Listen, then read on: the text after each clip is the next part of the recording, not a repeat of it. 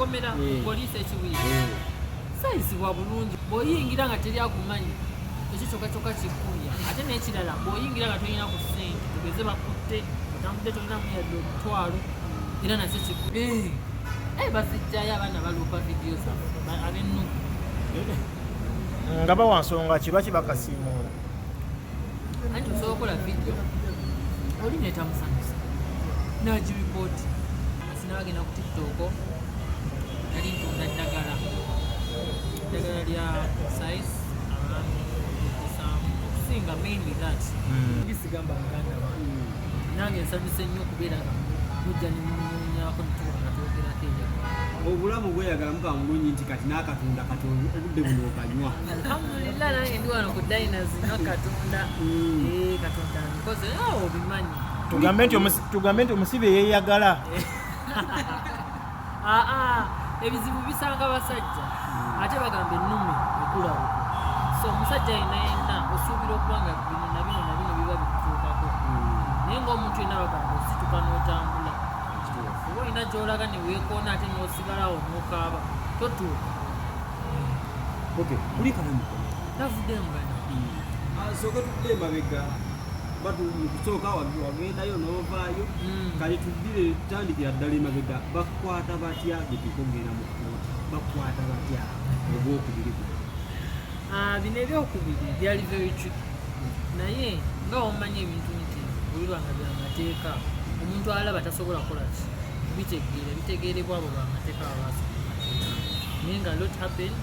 kyensinga okwebaza mukama nti biri mu mikono gy'abamateeka kuba ensonga zonna nga weziri right now badde nsobola okuzikubreakingira down buli kimu nga bwe kyali naye sinafuna lukusa okuva mu kooti kubanga yo kooti yatuwadde ekiragiro negamba ensonga eziri mu kooti tetwandyagadde zoogerweko mu mawulire kyako tusobola okwogera nga wotegeera akatono ennyo kigambibwa nno bakukwata wali ogenze kulaba kyuma wali ogenze mukwata ye nga kyekimukwasizza omulabako nga kyekimukwasizza yange saategeera munne nga woonawulira nti mukwano gwo bamukutte nekikwatako ogende omulabeko omutwalire ku mmere nange kyenali ngenza okumulabako mutwalire kuki mmere kubanga tikitooka munnaffe ate sinze nzeke yali agenze batikitooka abalala baali bamukwatiddewa baali bamukwatidde kibuye kati owatuuka ne bakola batya wali otutte byakulya lolexi tebyakulya munaye ne bagamba is a suspect naye nga omanyi nti no am a very responsible citizen I abide by the law the police webengambye nti no oli suspect lwaki ate mba nziro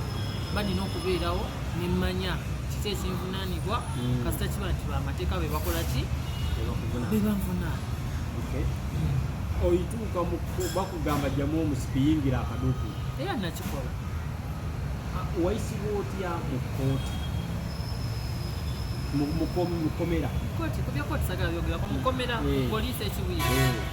sayisibwa bulungi kuba sisuubira nti omuntu yenna oyinza okubeera ngaoli mukomera mu kaduuku kale mu kaduuku noti Mukomera n'owulira bulungi ng'omuntu owuliramu bubi ng'onyigiriziddwa but bw'oba nga oli mu mikono mituufu toli mu mikono mikyamu nti oba bakwatiddeyo ebbali oba kintu kyonna kyonna kyoba nga toli mu matevu obeera ku kaduukulu nga ka poliisi oba mukakamu oba ngaoba omanyi nti ogenda gendera embuga z'amateeka zikulamule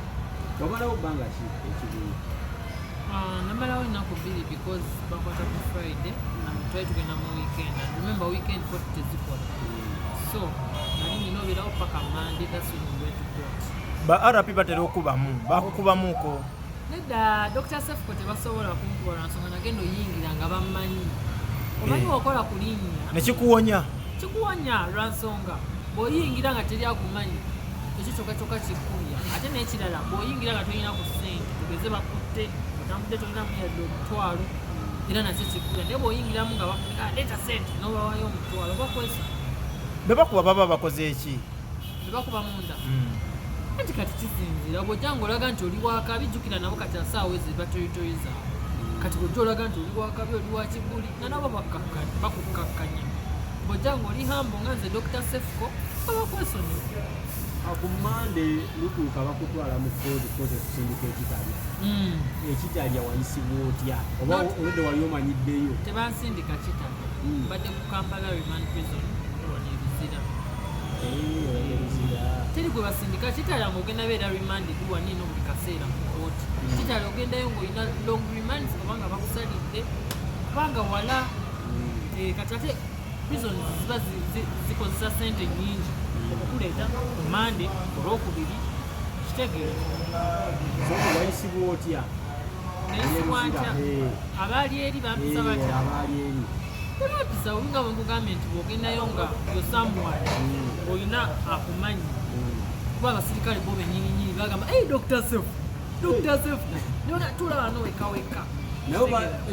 basanyuka okulabako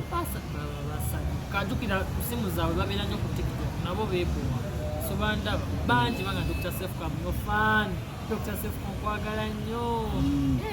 bangi sekawumala agamba gakyalimu abagayo omwogerako ki sijja zoogerako manyi ensonga ezimu tetulina kuzoogerako tulina okwogera ku nsonga eki eziriwo ne kati sekawumala naye abajja gamba nti nowamwogeddeko oyagala mwogera mutalina makulu ekyo gwakyogedde saagala mwogerako kuba talina wagiramu eno mbozi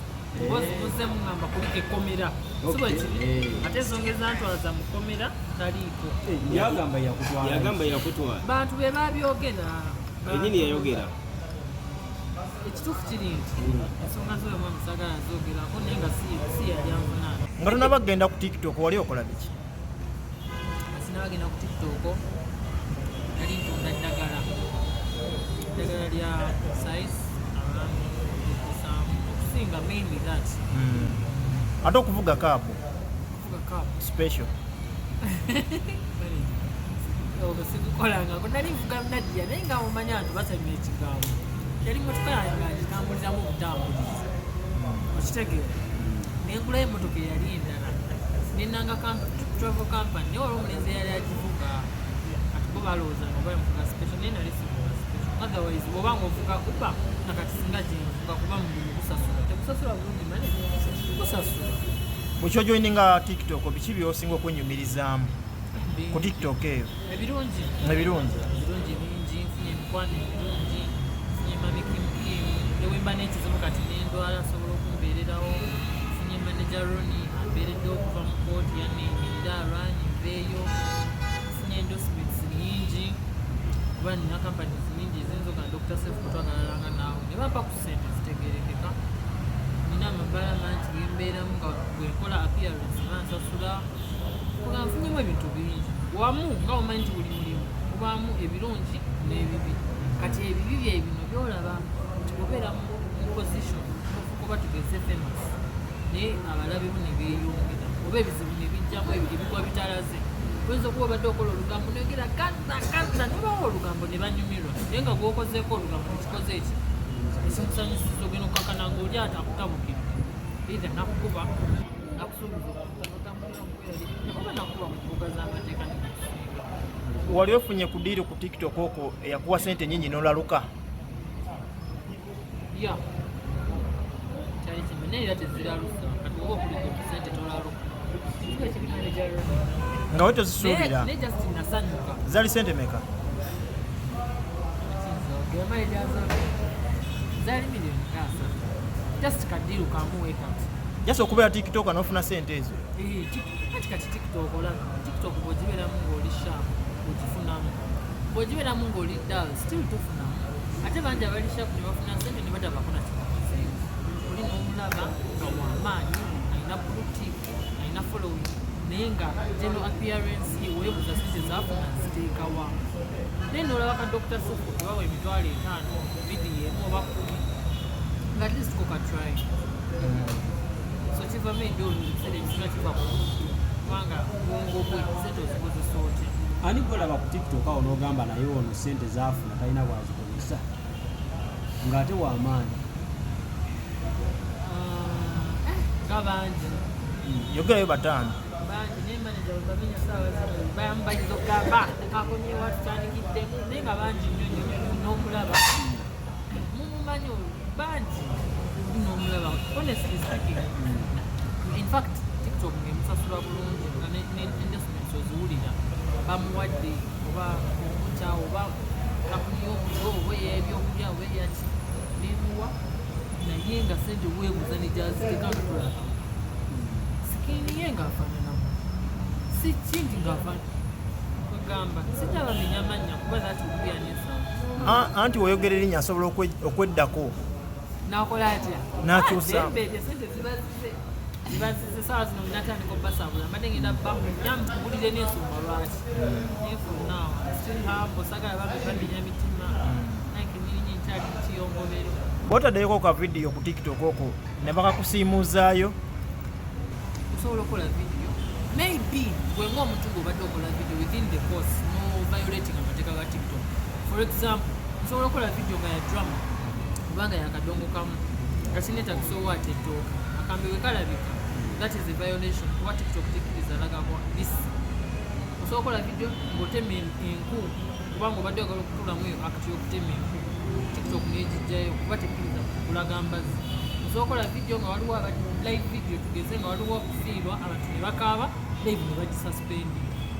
because tebakkiriza bantu okukaaba bayinza okitwala nokusaba ssente ngenda abantu webakola kino bakaaba. Mu saga eno yonna gy'oyiseemu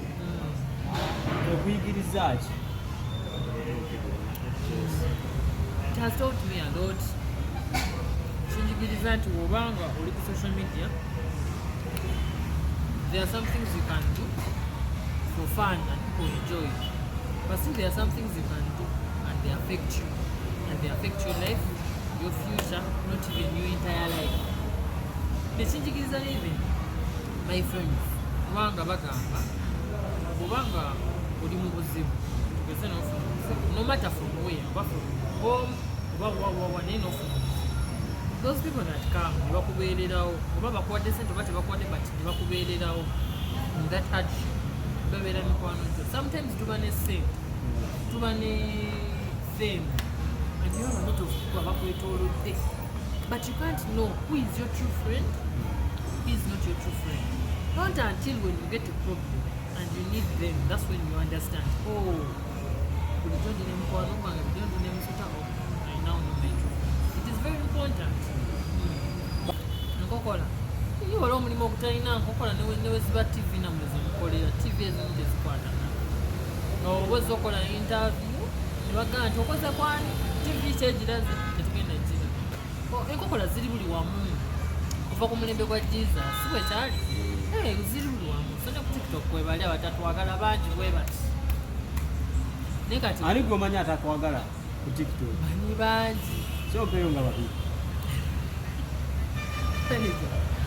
mwebale abatanjagala